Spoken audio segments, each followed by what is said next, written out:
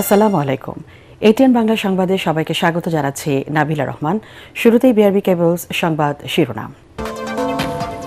বাংলাদেশের সাথে ব্যবসা বিনিয়োগ বাড়াতে ওয়াশিংটন ও দিল্লির কূটনৈতিক প্রচেষ্টা জোরদার, সচিবালয়ে মার্কিন রাষ্ট্রদূত ও ভারতীয় হাইকমিশনার। জ্বালানি সংকট নিরসনে সৌদি আরবের সহযোগিতা কামনা রাষ্ট্রপতির। মক্কা চুক্তিতে আগ্রহী ঢাকা, জানালেন পররাষ্ট্র প্রতিমন্ত্রী হুমায়ুন কবির।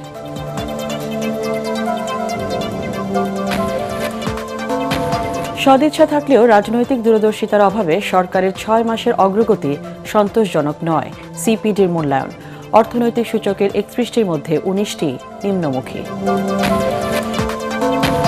সরকারের গণবিরোধী অবস্থানে প্রতিবাদ অব্যাহত রাখার ঘোষণা জামাতের। সহিংসতার পথে না যাওয়ার আহ্বান পত্রিকা সম্পাদকদের। ধ্বংসের পথে যাচ্ছে দেশ, অভিযোগ নাহিদের।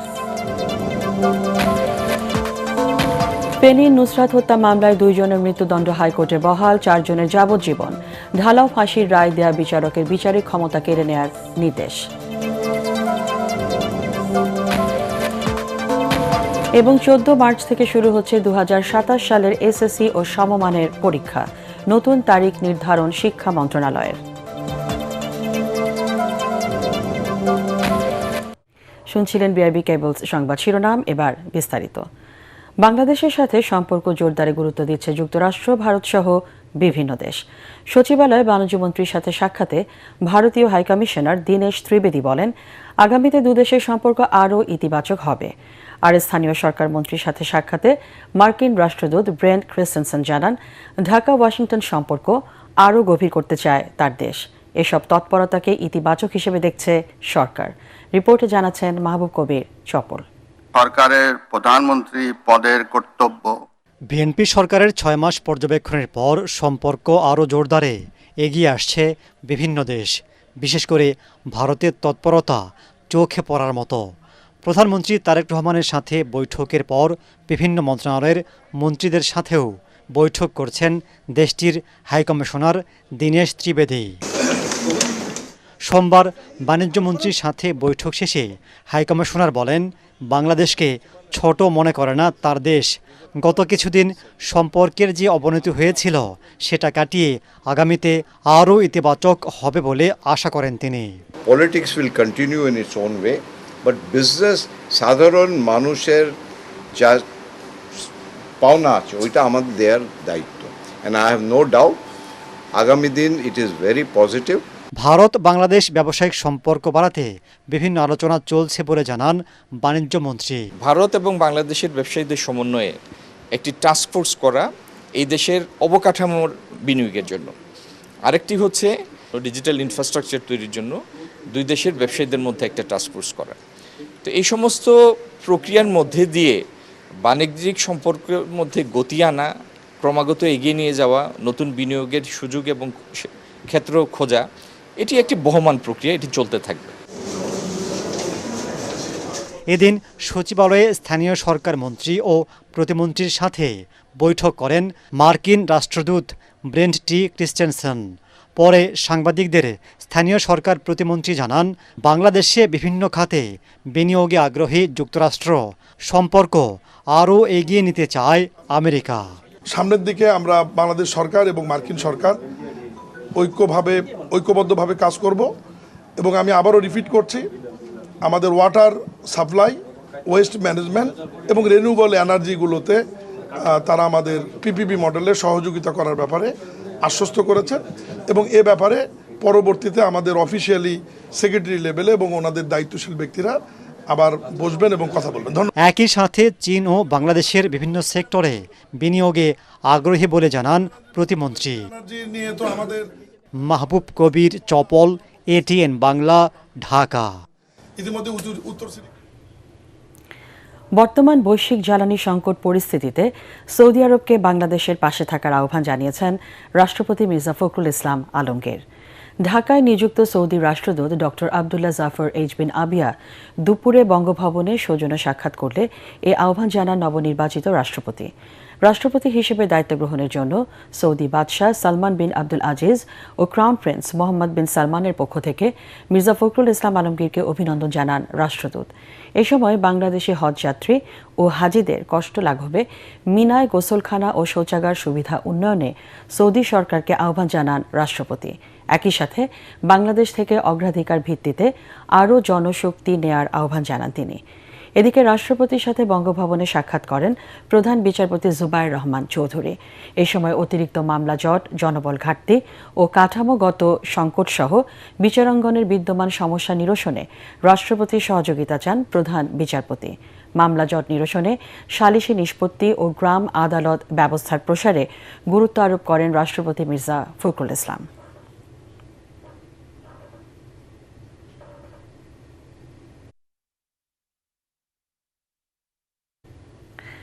পাকিস্তান, তুরস্ক ও সৌদি আরবের যৌথ নিরাপত্তা চুক্তি বা মক্কা চুক্তির ব্যাপারে ঢাকারও আগ্রহ রয়েছে বলে জানিয়েছেন নবনিযুক্ত পররাষ্ট্র প্রতিমন্ত্রী হুমায়ুন কবির। দায়িত্ব নিয়ে পররাষ্ট্র মন্ত্রণালয়ের প্রথম কার্যদিবসে গণমাধ্যমকে এক ব্রিফিংয়ে তিনি বলেন, নেটোর আদলে করা এই প্রতিরক্ষা চুক্তির ব্যাপারে বাংলাদেশ ইতিবাচক। সবার আগে বাংলাদেশের নীতিকে সামনে রেখেই মানুষের কল্যাণে বিশ্ব দরবারে দেশকে তুলে ধরতে চান বলেও জানান তিনি। এ সময় নিজের ব্রিটিশ নাগরিকত্ব নিয়ে ওঠা প্রশ্নের জবাব দেন প্রতিমন্ত্রী।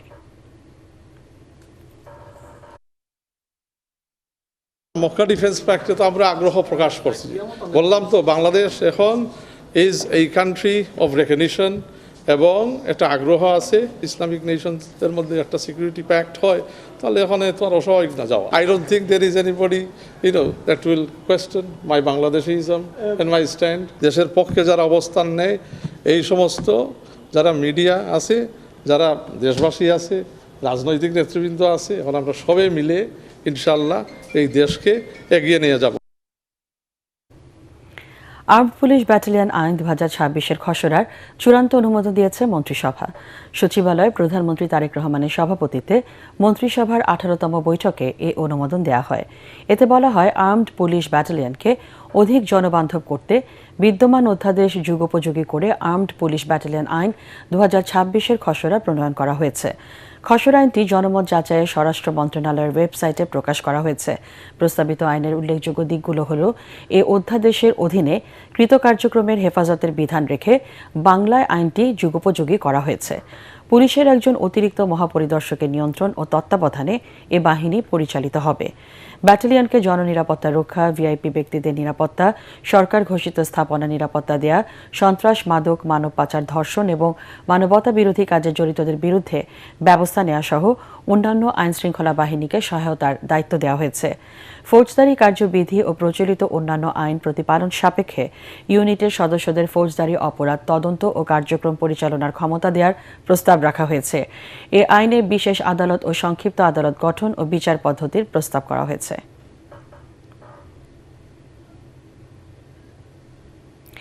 দলের নাম ভাঙিয়ে যারা নানা অপকর্মে জড়িয়ে পড়ছে তাদের বিরুদ্ধে দ্রুত ব্যবস্থা নেওয়া হবে বলে জানিয়েছেন বিএনপির ভারপ্রাপ্ত মহাসচিব রুহুল কবির রিজভী। শহীদ রাষ্ট্রপতি জিয়াউর রহমান ও সাবেক প্রধানমন্ত্রী বেগম খালেদা জিয়ার মাজারে শ্রদ্ধা জানানো শেষে তিনি একথা বলেন। দলকে সংগঠিত করার পাশাপাশি তৃণমূল থেকে জাতীয় পর্যায়ের নেতাকর্মীদের ত্রুটি বিচ্যুতি দূর করে সংগঠনকে এগিয়ে নেওয়ার উপর জোর দেওয়া হবে বলে জানান রিজভী। আরও জানাচ্ছেন তৌহিদুর রহমান নিশান। বিএনপির নতুন ভারপ্রাপ্ত মহাসচিব রুহুল কবির রিজভীর আগমন উপলক্ষে সকাল থেকেই নেতাকর্মীদের মিছিলে কানায় কানায় পরিপূর্ণ হয়ে যায় জিয়া উদ্যান ও আশেপাশের এলাকা।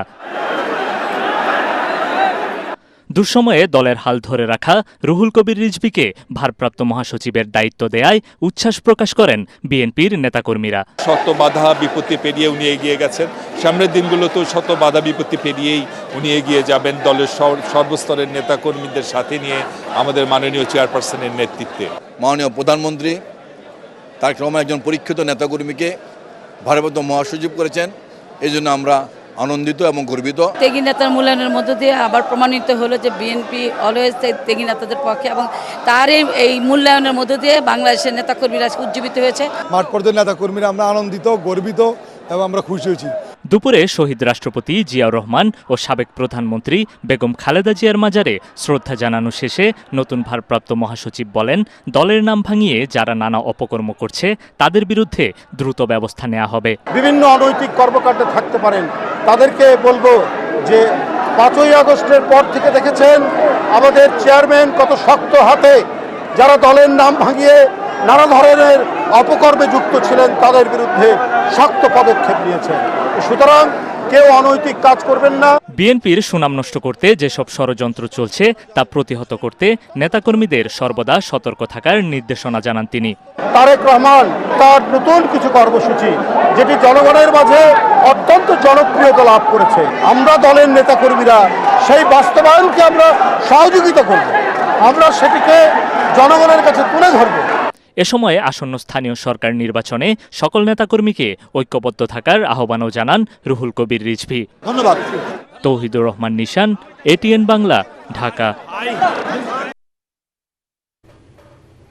ত্রয়োদশ জাতীয় সংসদ নির্বাচনের ফলাফলে কোনো ধরনের ভুল ছিল না বলে নিশ্চয়তা দিয়েছেন প্রধান নির্বাচন কমিশনার এএমএম নাসির উদ্দিন। রাজধানীর আগারগাঁওয়ে নির্বাচন কমিশনে আইএফএসের এক অনুষ্ঠানে সিইসি জানান, ভোটার রেজিস্ট্রেশন থেকে শুরু করে নির্বাচন প্রক্রিয়ার প্রতিটি ধাপেই কঠিন পরিস্থিতি মোকাবেলা করতে হয়েছে। নির্বাচন ব্যবস্থা সংস্কার কমিশনের সব প্রস্তাবের সঙ্গে ইসি একমত হতে না পারায় সুপারিশ বাস্তবায়নও একটি চ্যালেঞ্জ ছিল বলে মন্তব্য করেন তিনি। এছাড়া রাজনৈতিক দলের নিবন্ধনের বিষয়ে তিনি বলেন, অনেক দল প্রয়োজনীয় শর্ত পূরণ না করেই নিবন্ধনের জন্য চাপ সৃষ্টি করেছিল। এদিকে ঠাকুরগাঁও 1 আসনটি শূন্য ঘোষণা করা হয়েছে।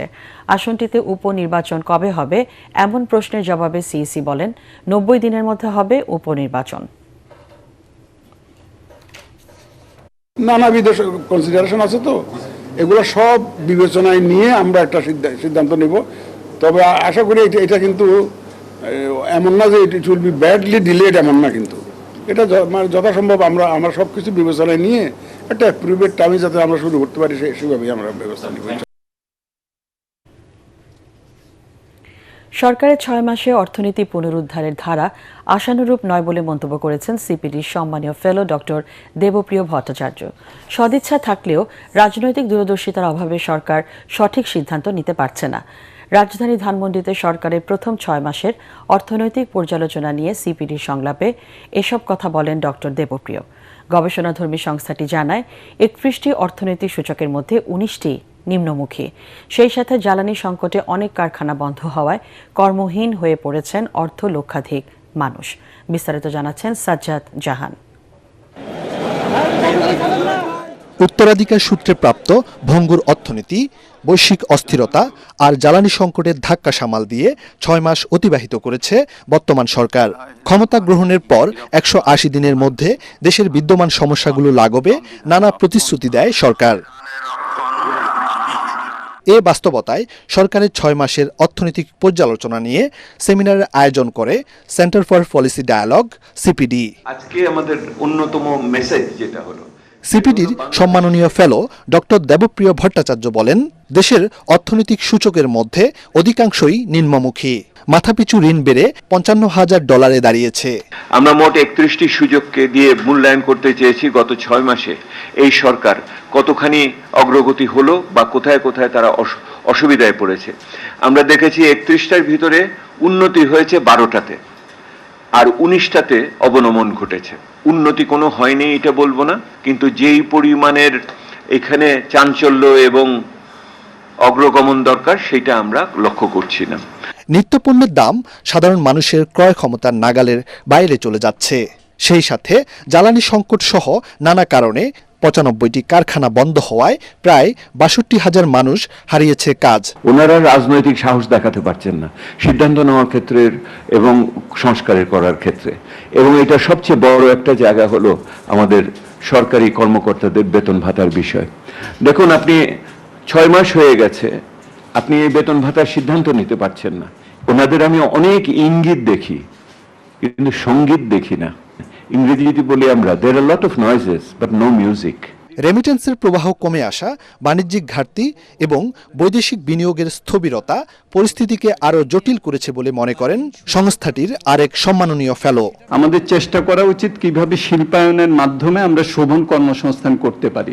ইনফরমাল সেক্টরে জব ক্রিয়েটেড হবে 1 কোটি হবে কিনা সেটা আমি এখন বলতে পারবো না।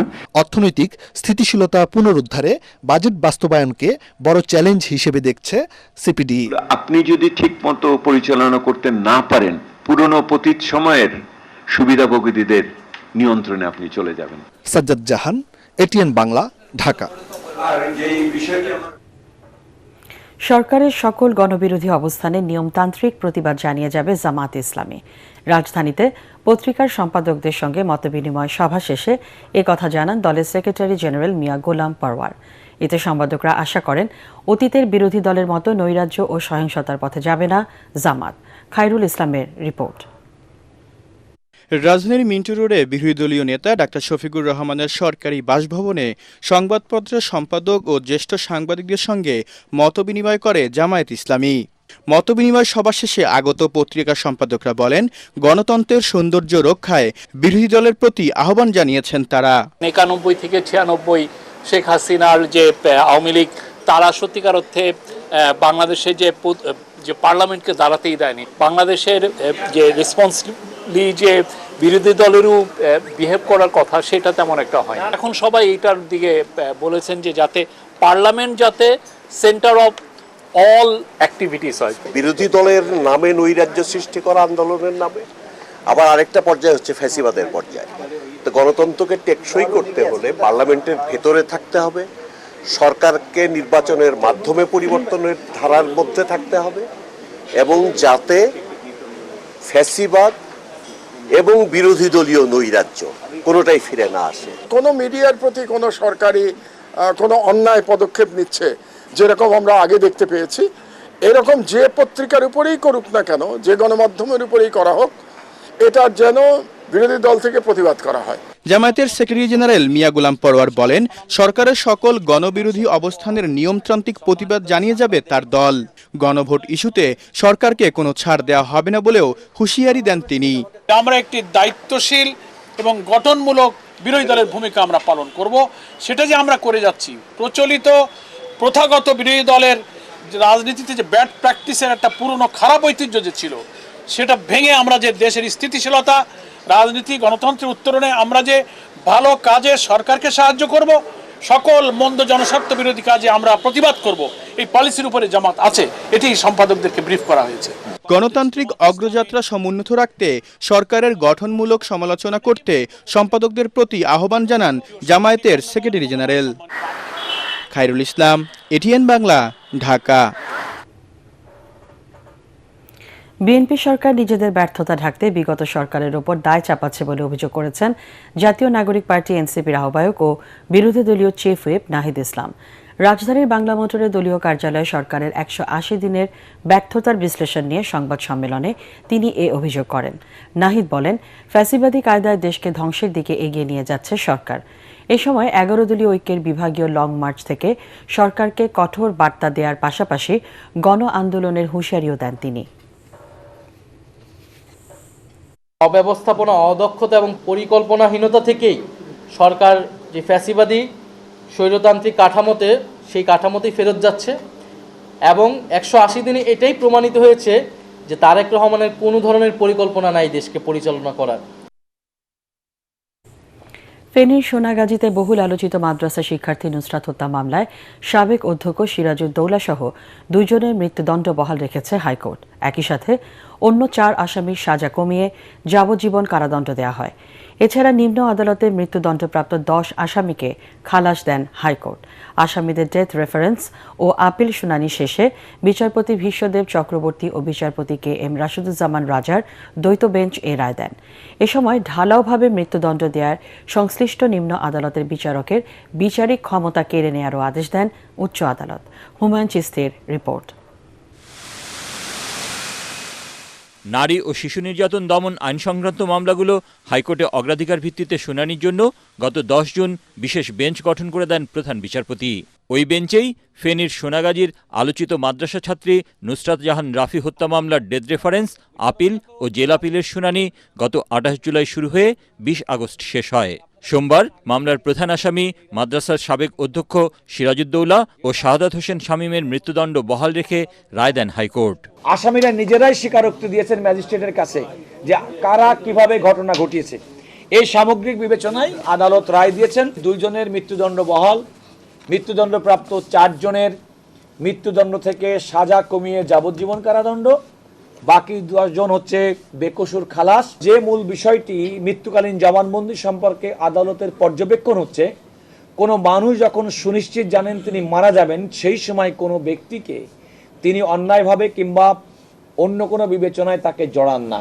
সুতরাং এই যে মৃত্যুকালীন জবানবন্দির রেকর্ডটাকে আদালত অলঙ্ঘনীয় এভিডেন্স হিসেবে গ্রহণ করেছেন এবং তার জবানবন্দিটাকে এই রায়ে দেওয়ার ক্ষেত্রে বিবেচনা করেছেন। রায়ের পর্যবেক্ষণে বিচারিক আদালতের রায়ে অসন্তোষ প্রকাশ করেন হাইকোর্ট। আদালত তার পর্যবেক্ষণে বলেছেন এই ধরনের সেন্টেন্সটাকে বলেছেন মাইন্ডলেস অর্থাৎ আদালত যিনি বিচার করবেন তিনি যে ধরনের বিচারিক মন অ্যাপ্লাই করতে হয় এই মামলার দণ্ড দেওয়ার ক্ষেত্রে, সেক্ষেত্রে তিনি সেটি করতে ব্যর্থ হয়েছেন বলে আদালত পর্যবেক্ষণে বলেছেন।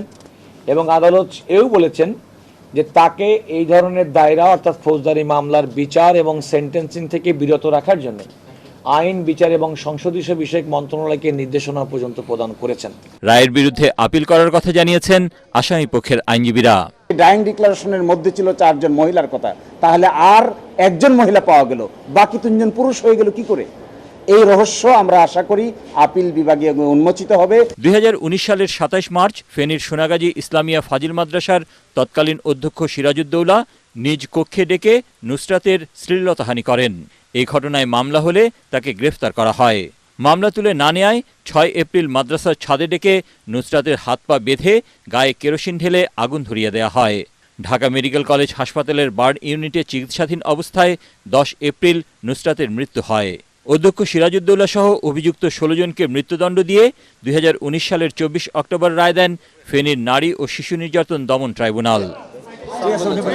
হুমায়ুন চিস্তি, এটিএন বাংলা, ঢাকা।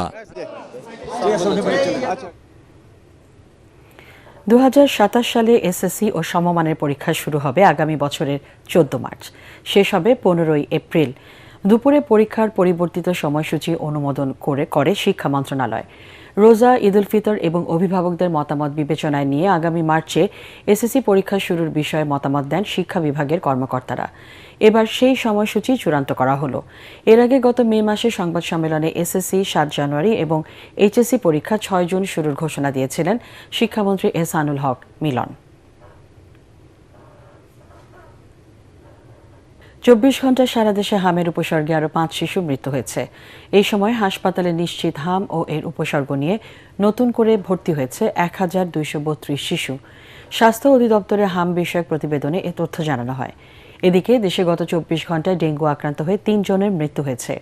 এ নিয়ে চলতি বছরে ডেঙ্গুতে মৃতের সংখ্যা বেড়ে ৮৫ জনে দাঁড়ালো। গত একদিনে হাসপাতালে ভর্তি হয়েছে আরও ৯৯৪ জন। স্বাস্থ্য অধিদপ্তরের ডেঙ্গু বিষয়ক প্রতিবেদনে এসব তথ্য জানানো হয়েছে। পূবালী ব্যাংক বাণিজ্য সংবাদ।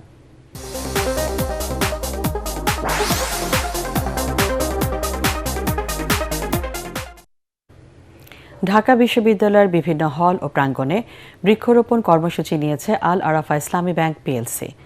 ঢাকা বিশ্ববিদ্যালয় আরবরি কালচারাল সেন্টার ও ঢাকা বিশ্ববিদ্যালয় এনভায়রনমেন্ট সোসাইটির সহযোগিতায় এবং আল আরাফা ইসলামী ব্যাংকের উদ্যোগে বিশ্ববিদ্যালয়ের বিভিন্ন হল ও প্রাঙ্গণে বিভিন্ন প্রজাতির ১,০০০ দেশি গাছের চারা রোপণ শুরু হয়েছে।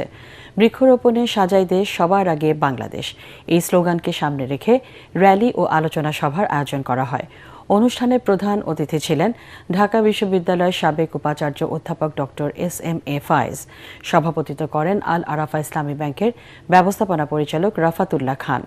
ঢাকা বিশ্ববিদ্যালয়ের জীববিজ্ঞান অনুষদের ডিন অধ্যাপক ডক্টর মোহাম্মদ আব্দুল করিম, মৃত্তিকা, পানি ও পরিবেশ বিভাগের চেয়ারম্যান অধ্যাপক ডক্টর আবু হেনা মোহাম্মদ জুলফিকার আলী, অধ্যাপক ডক্টর বাবুনা ফয়েদ সহ ব্যাংকের ঊর্ধ্বতন কর্মকর্তারা এতে উপস্থিত ছিলেন। পড়াশোনার ব্যস্ততা ভুলে উৎসবে মেতেছে যশোর আদ্দিন সকিনা মেডিকেল কলেজের শিক্ষার্থীরা। খেলাধুলা, সংস্কৃতি চর্চা আর স্বাস্থ্যকর খাবারের সমন্বয়ে কলেজ ক্যাম্পাসে শুরু হয়েছে সপ্তাহব্যাপী স্পোর্টস, কালচারাল উইক ও হেলদি ফুড ফেস্টিভ্যাল। এতে অংশ নিয়েছেন বিভিন্ন বর্ষের শিক্ষার্থীরা। যশোর প্রতিনিধি তামান্না ফারজানার রিপোর্ট, জানাচ্ছেন শাম্মী ইসলাম। পড়ালেখার পাশাপাশি উৎসবের আমেজে মেতে ওঠে যশোর আদ্দিন সকিনা উইমেন্স মেডিকেল কলেজের শিক্ষার্থীরা। শহরের পুলের হাটে কলেজ অডিটোরিয়ামে এই আয়োজনে প্রধান অতিথি ছিলেন যশোর 2 আসনের সংসদ সদস্য ও শিশু হৃদরোগ বিশেষজ্ঞ ডাক্তার মুসলেউদ্দিন ফরিদ। উদ্বোধন ঘোষণা করেন 500 শয্যা বিশিষ্ট আদ্দিন সকিনা মেডিকেল কলেজ হাসপাতালের পরিচালক ডক্টর ইমদাদুল হক। क्रिकेट, इंडोर, वॉलीबॉल और बैडमिंटने जमे उठे प्रतियोगिता। हमें बहुत अच्छा लगा refreshment for us between the hectic syllabus of this medical college যে আমরা উইনার হব ইনশাআল্লাহ এন্ড আমরা উইনারও হয়েছি। উদ্বোধনী অনুষ্ঠানে প্রধান অতিথি বলেন, মেডিকেল শিক্ষার্থীদের জন্য খেলাধুলা, সাংস্কৃতিক কর্মকাণ্ড এবং স্বাস্থ্যসম্মত খাবার খুবই গুরুত্বপূর্ণ। Be a complete human being. Doctors need to be complete human being. You just can't see patients, go home and eat and sleep. You need to have a balanced life. Ad-din Sakina women's medical college অন্যান্য medical college থেকে সবসময় এগিয়ে যাবে এমনটাই প্রত্যাশা করেন কলেজটির অধ্যক্ষ অধ্যাপক ডক্টর সঞ্জয় সাহা। 4টা মেডিকেল কলেজ আছে আমাদের, তাদের থেকে অবশ্যই এক ধাপ এগিয়ে থাকতে হবে। শিক্ষার্থীদের নিজস্ব সাংস্কৃতিক প্রতিফলন এমন আয়োজনকে আরও প্রাণবন্ত করে তুলবে বলে মনে করেন ডাক্তার ইমদাদুল হক। এই কালচারাল অনুষ্ঠানটা সুন্দর হোক, আমাদের টিচাররা, আমাদের স্টুডেন্টরা উপভোগ করুক। পড়াশোনার পাশাপাশি এমন আয়োজন শিক্ষার্থীদের শারীরিক ও মানসিকভাবে আরও সুস্থ করে তুলবে বলে প্রত্যাশা আয়োজকদের। ব্যুরো রিপোর্ট, ATN বাংলা। ঐতিহাসিক 36 জুলাই পালন উপলক্ষে রাজধানীর সেগুনবাগিচায় শিল্পকলা একাডেমির জাতীয় নাট্যমঞ্চে প্রদর্শিত হল 24-এর ছাত্র জনতার গণ অভ্যুত্থানের পটভূমিতে নির্মিত প্রামাণ্য চলচ্চিত্র। বাংলাদেশ জাতীয়তাবাদী সামাজিক সাংস্কৃতিক সংস্থা জাসাস আয়োজিত চলচ্চিত্র প্রদর্শনীতে আন্দোলনের দিনগুলোতে রাজপথে প্রতিরোধ, পুলিশের ভূমিকা এবং সাধারণ মানুষের আত্মত্যাগের বাস্তব চিত্র ফুটে ওঠে। এতে নারী আন্দোলনকারীদের সাহসিকতা এবং জেনজির বৈপ্লবিক মুহূর্তের বাস্তব চিত্র ফুটিয়ে তুলেছেন নির্মাতা ও কুশলীরা। পরে মনোজ্ঞ সাংস্কৃতিক পর্বের আয়োজন করা হয়।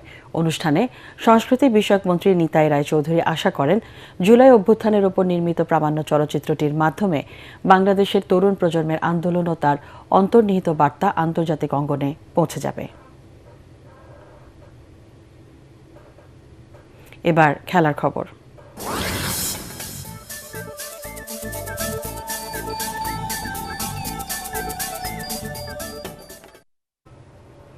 প্রথমে নারী এশিয়া কাপ, এরপর জাপানে এশিয়ান গেমস।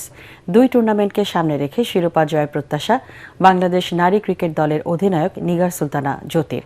এর আগে মিরপুর শেরেবাংলা জাতীয় ক্রিকেট স্টেডিয়ামে দলের ফটো সেশন ও সংবাদ সম্মেলনে 2 আসন নিয়ে নিজেদের লক্ষ্য ও প্রত্যাশার কথা জানান বাংলাদেশ অধিনায়ক। পরাগ আরমানের রিপোর্ট। শিরোপা জয়ের লক্ষ্যে এশিয়া কাপ এবং এশিয়ান গেমস ক্রিকেটে অংশ নিতে বুধবার ঢাকা ছাড়ছে বাংলাদেশ নারী ক্রিকেট দল। টি-20 ফরম্যাটের এশিয়া কাপের 8ম আসরের 15টি ম্যাচই হবে দুবাই আন্তর্জাতিক ক্রিকেট স্টেডিয়ামে। 28 আগস্ট থেকে 13 সেপ্টেম্বর পর্যন্ত হবে 8 দলের এই টুর্নামেন্ট। আর আগামী 19 সেপ্টেম্বর থেকে জাপানে হবে এশিয়ান গেমস। 2 টুর্নামেন্টেই শ্রেষ্ঠত্বের আশা করছেন টাইগ্রেস অধিনায়ক। এসএ গেমসে যে হয়তো বা আমরা ব্রোঞ্জ পেয়েছি, আই গেস, যেটা চায়নাতে আমরা খেলেছি মেবি। সো দেখেন আমাদের টিমের পক্ষ থেকে আমি বলবো যে অনেক এক্সপেকটেশন আছে মানুষের। একটা মেডেল যে আমরা নিয়ে আসতে পারি সেটা একটা বিষয়, এবং সেটা যদি গোল্ড হয় সেটা আরও বেশি বড় হবে। আর আমাদের চেষ্টা তো থাকবে, কারণ প্রথমে আমরা এশিয়া কাপ, সো এশিয়া কাপে যদি আমরা টিমটা বেটার খেলতে পারি, সো এশিয়ান গেমসে সেটা একটা রিফ্লেকশন তো ডেফিনেটলি আসবে। দলের প্রস্তুতি নিয়ে কোনো অভিযোগ নেই, সন্তোষ প্রকাশ করেন নিগার সুলতানা জ্যোতি। লাস্ট টাইমও এটা ছিল যে আমরা ভালো খেলতে পারিনি, যাই গ্রুপ স্টেজে দেখা যাচ্ছে শ্রীলঙ্কার কাছে হেরে যে আমরা হচ্ছে সেমিফাইনালে ইন্ডিয়ার সাথে পড়েছিলাম। সো সেমিফাইনালটা আমরা ক্রস করতে পারতেছি না, যে কোনো জায়গায় দেখতেছেন। সো আমরা যদি সেমিফাইনালটা ক্রস করতে পারি, আমাদের ফাইনাল খেলার ইচ্ছা। সো ফাইনাল খেললে দেখা যাচ্ছে তখন একটা শিরোপা জয়ের একটা বিষয় থাকে। এদিকে মেয়েদের খেলার সুযোগ করে দেওয়ার জন্য বিভিন্ন কৌশল কার্যকরের চেষ্টা করছে বিসিবি। বেস্ট 45 প্লেয়ার্স নিয়ে 3টা টিম করব এবং ওই 3টা টিমের ভিতরে একটা চ্যালেঞ্জ কাপ হবে, যেটা ছেলেদের ইয়েতেও আছে। তো এটা করার ফলে হবে কি, আমাদের অনেক ক্রিকেটার কিন্তু ভালো খেলার সুযোগ পায় না। তো এই মেয়েরা কিন্তু এখন ভালো খেলার নিজেকে তুলে ধরার জন্য একটা সুযোগ পাবে। তবে এশিয়া কাপ কিংবা এশিয়ান গেমসে সোনালী সাফল্য পেতে ভারত নামের হার্ডলটা পার হতে হবে বাংলাদেশের নারী ক্রিকেটারদের। পরাগ Arman, ATN Bangla, Dhaka. Last man stands LMS বিশ্বকাপকে সামনে রেখে ঢাকায় চলছে ডিফেন্ডিং চ্যাম্পিয়ন বাংলাদেশের চূড়ান্ত প্রস্তুতি। 2024 সালে কেনিয়ায় প্রথমবার টুর্নামেন্টে অংশ নিয়ে চ্যাম্পিয়ন হয়ে ইতিহাস গড়েছিল বাংলাদেশ। বিশ্ব চ্যাম্পিয়নের সেই গৌরব এবার ধরে রাখার পালা। আগামী 29 সেপ্টেম্বর থেকে 4 অক্টোবর মালয়েশিয়ার কুয়ালালামপুরে বসবে অপেশাদার ক্রিকেটের বিশ্বমঞ্চ, আর সেখানে শিরোপা ধরে রাখার লক্ষ্য বাংলাদেশের। আনান তাসির রিপোর্ট। এই দলের গল্পটা শুধু ক্রিকেটের নয়, দিনের বেলা কর্পোরেট পেশাজীবী, আর সন্ধ্যা নামলেই তারা ক্রিকেটার। 10 জন ক্রিকেটার, 2 জন কোচ ও 1 জন ফিজিও নিয়ে 13 সদস্যের প্রতিনিধি দল উড়াল দেবে মালয়েশিয়ায়। আগেরবারের চ্যাম্পিয়ন দলের 7 জন ক্রিকেটারকে রেখে গড়া হয়েছে এবারের দল। পরিসংখ্যানও বলছে দলের অভিজ্ঞতার কথা। 10 জন ক্রিকেটার মিলে ক্যারিয়ারে খেলেছেন 1056টির বেশি ম্যাচ, সংগ্রহ করেছেন 24,356 রান, আর শিকার করেছেন 676টি উইকেট। আমাদের ধ্যান ধারণা ক্রিকেট খেলা নিয়ে থাকে, পাশাপাশি আমরা চাকরি করি, সেটাও খেলাটা যদি ভালোভাবে খেলতে যায় সেক্ষেত্রে সেটার জন্য এক্সট্রা এফোর্ট লাগে। ফার্স্ট টাইম আমরা যখন ওয়ার্ল্ড কাপে পার্টিসিপেট করেছি এন্ড বাংলাদেশ চ্যাম্পিয়ন হচ্ছে, এটা অনেক গর্বের ব্যাপার। বাংলাদেশের দলের নেতৃত্বে আছেন আগেরবারের টুর্নামেন্ট সেরা ব্যাটার সৈয়দ মুস্তাহিদ হোসেন। আবারও শিরোপা জয়ের প্রত্যাশা তার। আমাদের ফিজিও, সেও বেশ কিছু টিপস দিয়েছে। স্পোর্টস ভিশন একটা জিনিস আছে, সবার আসলে আমার পিছনে এফোর্ট, আমার নিজের চেষ্টা। আমাদের যে মেইন ম্যাচ যেটা, সেই সময় যেন হলো ওয়ার্ল্ড কাপে এই কনসিস্টেন্সিটা ধরে রাখতে পারি। সপ্তাহে 5 দিন সকাল 9টা থেকে বিকাল 5টা পর্যন্ত অফিসের দায়িত্ব সামলে সন্ধ্যা ও ছুটির দিনে চলে কঠোর অনুশীলন। কম্পিটিশনটা আরও টাফ হবে, বিকজ সবাই আমাদের দিকে চোখ থাকবে। ইন্ডিয়া, অস্ট্রেলিয়া, সাউথ আফ্রিকার মতো বিগ ক্রিকেটিং নেশনরা পার্টিসিপেট করছে। এবার গ্রুপ এতে বাংলাদেশের প্রতিপক্ষ দক্ষিণ আফ্রিকা, নিউজিল্যান্ড ও স্বাগতিক মালয়েশিয়া। অভিজ্ঞতা, আত্মবিশ্বাস ও কঠোর পরিশ্রমকে সঙ্গী করে আবারও বিশ্বসেরা ট্রফি উঁচিয়ে ধরার স্বপ্ন নিয়েই কুয়ালালামপুরের মাঠে নামবে লাল সবুজের দল। আনন্দ সিনরি, এটিএন বাংলা, ঢাকা। শেষ করার আগে বিআইবি কেবলস সংবাদ শিরোনাম জানিয়ে দিচ্ছি আরেকবার। বাংলাদেশের সাথে ব্যবসা বিনিয়োগ বাড়াতে ওয়াশিংটন ও দিল্লির কূটনৈতিক প্রচেষ্টা জোরদার, সচিবালয়ে মার্কিন রাষ্ট্রদূত ও ভারতীয় হাইকমিশনার। জ্বালানি সংকট নিরসনে সৌদি আরবের সহযোগিতা কামনা রাষ্ট্রপতির। মক্কা চুক্তিতে আগ্রহী ঢাকা, জানালেন পররাষ্ট্র প্রতিমন্ত্রী হুমায়ুন কবির।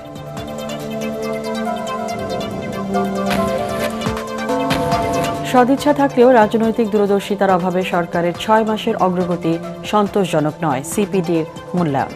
অর্থনৈতিক সূচকের 31টির মধ্যে 19টি নিম্নমুখী। সরকারের গণবিরোধী অবস্থানে প্রতিবাদ অব্যাহত রাখার ঘোষণা জামাতের। সহিংসতার পথে না যাওয়ার আহ্বান পত্রিকা সম্পাদকদের। ধ্বংসের পথে যাচ্ছে দেশ, অভিযোগ নাহিদের। ফেনীর নুসরাত হত্যা মামলায় 2 জনের মৃত্যুদণ্ড হাইকোর্টে বহাল, 4 জনের যাবজ্জীবন। ঢালাও ফাঁসির রায় দেয়া বিচারকের বিচারিক ক্ষমতা কেড়ে নেয়ার নির্দেশ। এবং 14 মার্চ থেকে শুরু হচ্ছে 2027 সালের এসএসসি ও সমমানের পরীক্ষা। নতুন তারিখ নির্ধারণ শিক্ষা মন্ত্রণালয়ের।